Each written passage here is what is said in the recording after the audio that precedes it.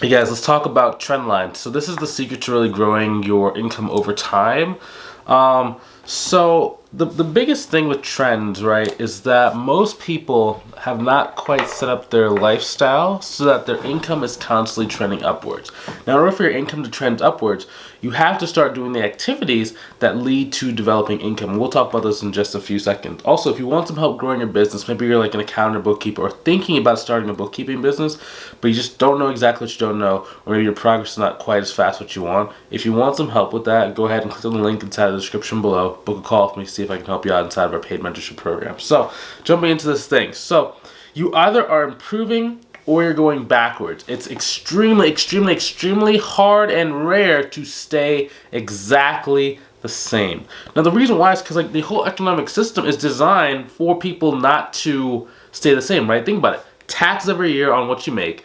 You get taxed on your bonuses as well, right? So just in case, let's say that you don't get a raise, but you get a bonus, right? You're taxed at 50% of the corporate tax rate for that. Next thing is inflation, right? They're constantly having this line that's generally outpacing what most people are either making inside of like either a raise or just their total income, right? So if you're not getting raised every single year, or if you're getting a little bit of a raise, but it's less than the percentage what the inflationary rate is, it's not really gonna make a difference. And then also, there's generally a catastrophic event that happens 8 to 10 years in almost every decade since like the Great Depression, right? So it's like the system is just not really set up in a way where if you're not constantly improving, you're constantly going down, right? Because you're either trending up or you're trending down. It's very tough to stay in that middle. Unless if you want to stay in the middle, you're gonna have to be very calculated with it. But I mean, if you're gonna be that calculated, you might as well just go upwards, right?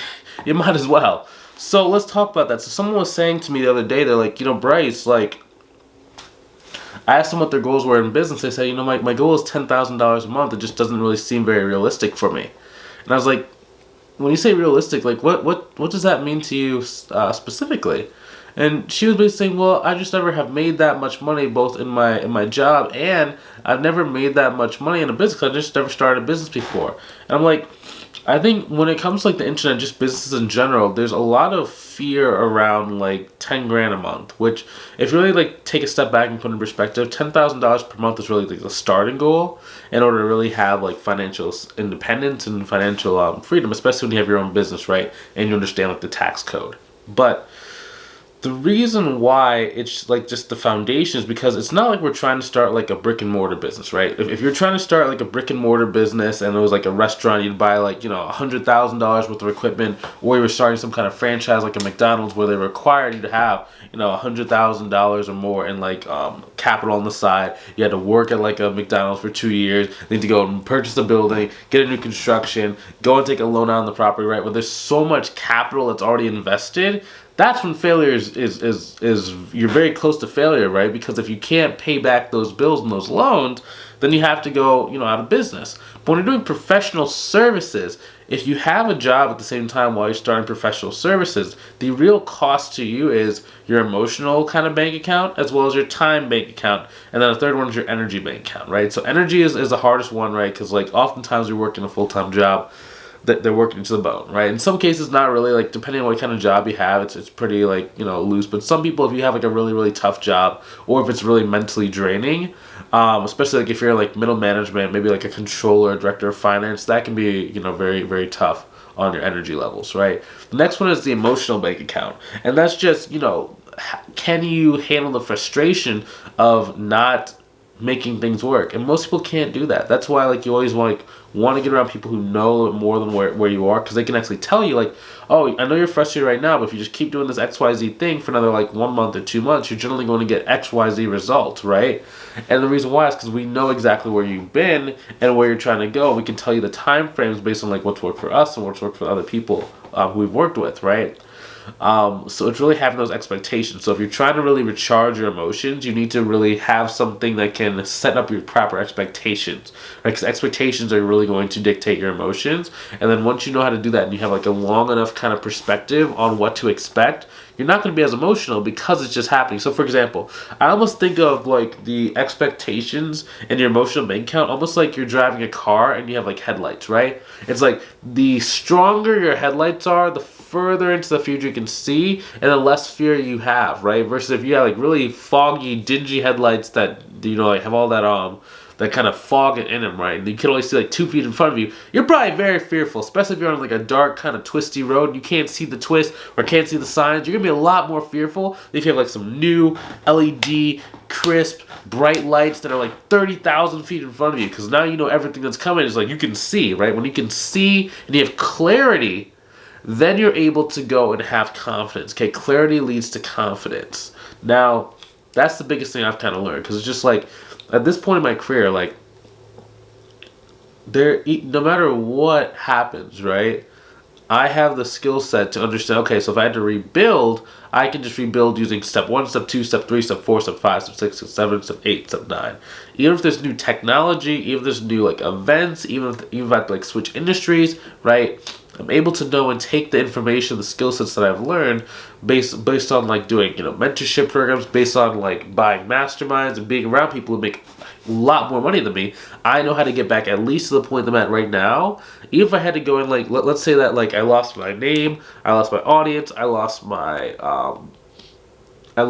social media accounts, I like got plastic surgery and I was no longer looking like Bryce. I didn't have like my same name, Bryce Tubbs, right? I didn't have any of my testimonials. I didn't have any of my student success, right? And I had to restart and just start over. I could definitely do that. I could even do that in a different industry. Like I could probably do that in insurance. I can do that in tax strategy. I can do that as well inside of financial advising. Financial advising might be a little bit tough because you have to build like a skill set. Oh my goodness, my nose. Give me 1 second. My nose is really runny.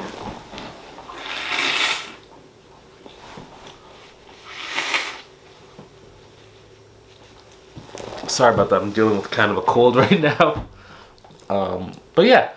But even then, right? Like, look at it. Like, even when I'm sick, I'm still able to do exactly the same thing that I need to do, and there's like no drop in performance, right? Because I'm just, you know, skilled at that level, right? Because I have skills that pay the bills. Skills always pay the bills, right? So the key thing is like trending, right? Because if you think that $10,000 per month might be out of reach for you, it's because you don't really understand time frames, right? Now, if you were to do the right things over a long enough time period, it's only a matter of time before you go get to $10,000, $15,000, $20,000 per month. The key thing is like, where do you stop? That means where do you get satisfied? So for example, like for a lot of people, once they get to about 10 grand a month or 15 grand a month, life is generally pretty good, especially if they have like a partner that does a little bit of work as well, or if they have other income streams, or if they're really good at like, you know, managing the tax system, they have like a million different write-offs that they can do that allow them to be able to like live their life off of, you know, 10K per month, right? Then if you just keep your expenses at a relatively like low rate, and you have like some investments going, that can take you a pretty long way. Now, some people, they want more, right? They want like $20,000, $30,000, $40,000 per month. Myself, I want to get to about $83,000 to about $85,000 per month. Maybe about $100,000 a month if I'm trying to like be competitive in the internet space. But really about $83,000 a month is kind of where my goal I want to be at by the end of like probably 2024, maybe beginning like 2025-ish. Now, the reason why it's so important is because you're professionals in a professional services business, right? Whether it's consulting, bookkeeping, accounting, tax strategy, financial advising, insurance, law, right? It really comes down to 3 main skill sets that you have to develop in order to make sure you have complete confidence in your ability to go and bring in income for the rest of your life. Number 1 is your sales skills, okay? So sales skills is very, very simple. It's, you know, can you do a consultation call? Can you make that experience very well? Do you understand the pains and problems or concerns? Can you present how you can help them in the best possible way that gives them the most understanding and most clarity and the most like insight into what it's going to be like to actually work together? And then can you handle some like light objections, like the big 6 objections, and like just really understand how to like reframe people's beliefs while you're speaking to them, right? If you can do that, getting 6 figures is very simple. Now, the next thing is customer experience / user experience, right? So that's, how does a person feel before, during, and after working with you, right? It's like, do you have good onboarding process? Do you have good marketing process so people feel really good about what you're providing? Do they understand how you can help them in every single way? Are they coming to your consultation calls feeling really confident that you're the person that can help them out?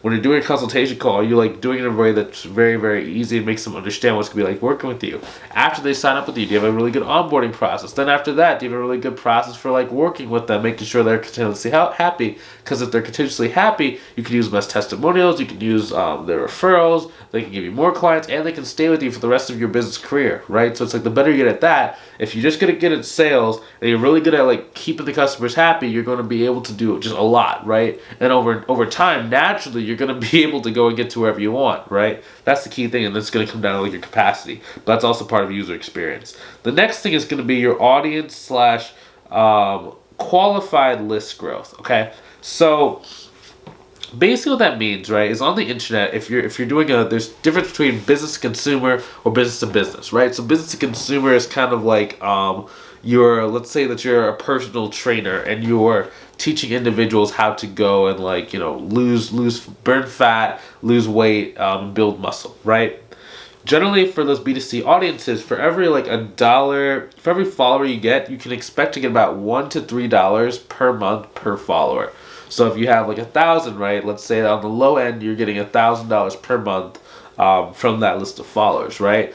So it's like, okay, so if you want to increase your income, you just increase the audience to a certain degree. Like, you can't just get a bunch of like bums or like people from like a different country who can't afford to pay you. I'm not saying that, but I'm saying qualified audience growth. Now, for B2B, that's like consulting, that's bookkeeping, that's accounting, that's CFO, right?